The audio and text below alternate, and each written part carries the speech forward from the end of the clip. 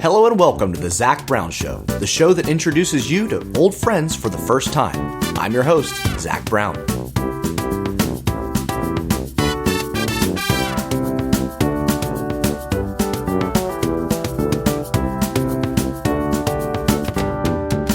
So I feel I need to introduce myself for those of you who don't know me yet. Who am I, you ask? Well, I'm just kind of a regular guy, but I've always kind of felt that I'm a little out of sync with my own time.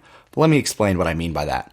I'm a fan of 1940s Hollywood, 1950s Disney cartoons, 1960s cars, 1970s guitars, 1980s films, and 1990s sitcoms.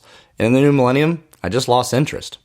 I'm a native Floridian living in the Orlando area, and I absolutely love it here. Palm trees and Disney World, that's my jam. I've been involved in worship ministry for the last 5 years, and like I said a minute ago, I love Disney World. I collect vinyl records, and I'll never turn down a good cup of coffee. So you may ask, Zac, why a podcast? Well, I like podcasts. I listen to a lot of different podcasts. And they can really feel like you're sitting around and just kind of talking with friends, maybe sharing a cup of coffee, and just sharing stories that you're finding out all kinds of things about this person. Stories are really what connects us. It keeps the past alive, keeps the present interesting, and the future worth living for.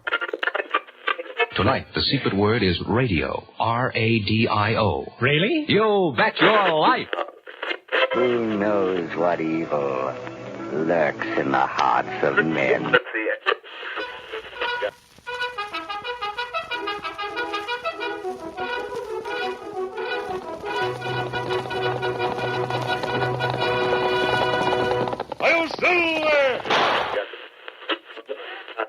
Let's spend a quiet week in Lake Wobegon, Minnesota, my hometown, out on the edge of the prairie.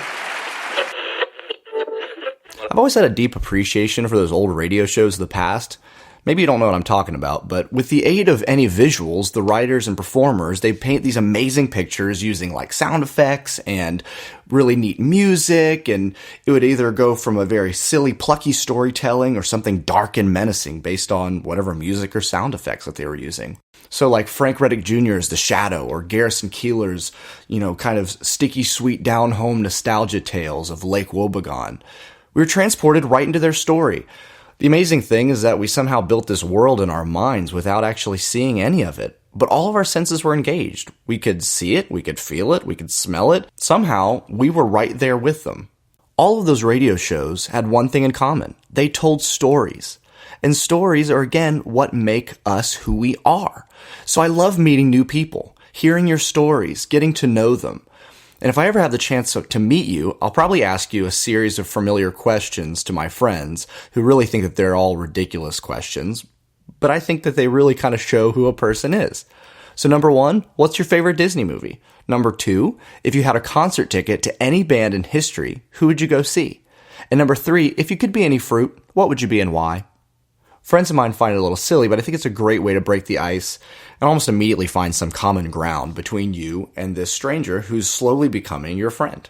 People are fascinating creatures. We all have dreams, we have fears, we have failures and successes that make us up. These are the things that shape our story, who we are, what we're about.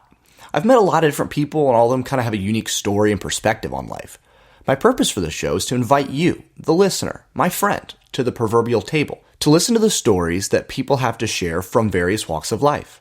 And just like those old radio shows, I hope that this show will help you visualize the possibilities, open your mind to new concepts, take you on exciting adventures in the past, present, and the future.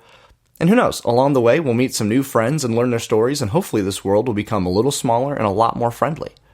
As humans, we all have the desire to belong to something. It's why we join clubs, why we follow Springsteen on tour, and why guys paint their bodies bright colors at football games, which I honestly question how long it takes to get off, but I digress. From an outsider's perspective, we all look like absolute lunatics, but for those of us who are part of the club, we're just one big happy family. Each and every one of us is different from the other, but we all wave the same flag, sing the same song, and we won't think twice about knocking you out if you talk trash about our team. Just kidding, but seriously. He's a Classic, the home of classic rock on the Gulf Coast. 96.1, The Rocket. You know that feeling when you go back to your hometown and you tune to that familiar radio station that you used to have saved as your number one preset?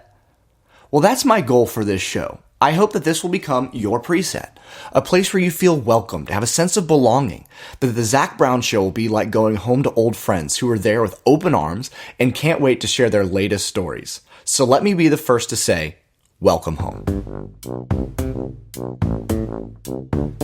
Well, that's all for now. I'm going to wrap up this first episode. I thank you so much for taking the time to join me on this maiden voyage.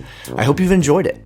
Before we go any further, I want to pay tribute and say thank you to those who have inspired me to create my own podcast.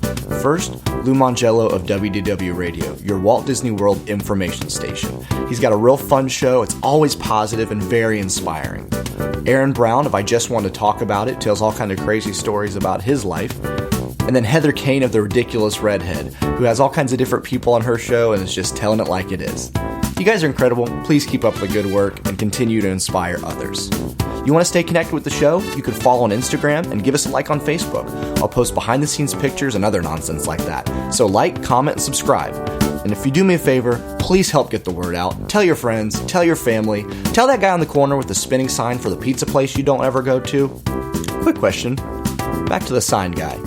Have you ever actually visited the place that is being advertised on the spinning sign? Can you even read what's on the spinning sign? Do you care? I don't know. If so, let us know.